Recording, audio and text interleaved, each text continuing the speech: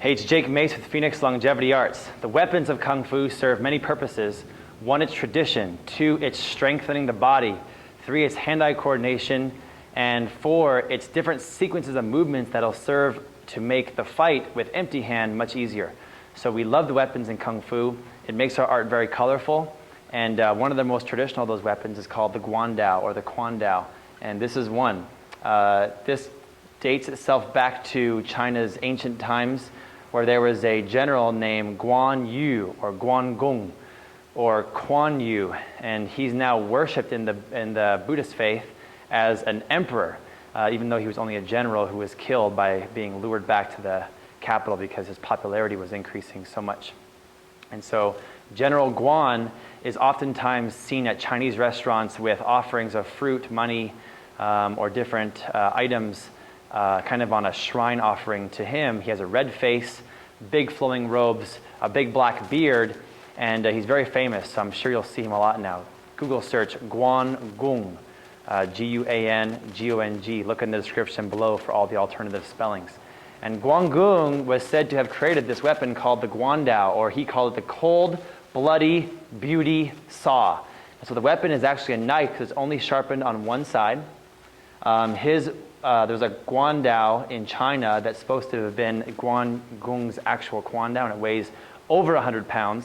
This one's pretty heavy. It's about 25 to 30 pounds. All right. This one is very light. It's a Wushu Kwan Tao for performance. It weighs about 4 pounds. Okay, much flashier. And this one's my favorite because I got it in China during my first Chinese trip there. When I was studying Chinese, my first China trip when I was studying Chinese language with Duke University. So I walked through customs coming back from China to San Francisco with this in my hand, and they were totally cool with me, which was pretty nice of them. So the Guan Dao, all right, so this one's about 15 pounds, and let's do a few moves with this weapon for you right now. Grab a stick or something you can use along with me. So let's do a few moves with our Guan Dao. I'm sorry also in a lot of my videos I'm always so sweaty, but in between videos I'm helping students, I'm working out myself. It's Phoenix, Arizona, which is basically hell, and it's 95 degrees right now at almost midnight, so that's the low, 95 degrees. The high is 110, 115.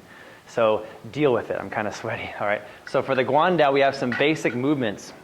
We start with it in a position facing forward, and I was taught by my teacher to bow, bring it up and look to the left, then take my right foot and kick the bottom of it above the spike into my left hand, step across, gather momentum into a bow stance, and I go thrust shoulder height, chop in, hook and deflect low, and slice vertical down into bow stance, and side hand holding the Guan Dao against my back this way.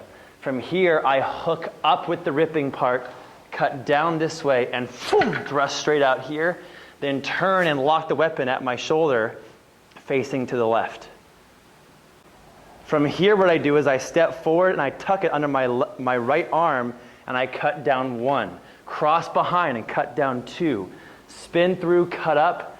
Then I rotate left spin, right spin, cross behind, cut again, up, down, boom, and thrust out this way. And let's do that again, faster speed from the other angle.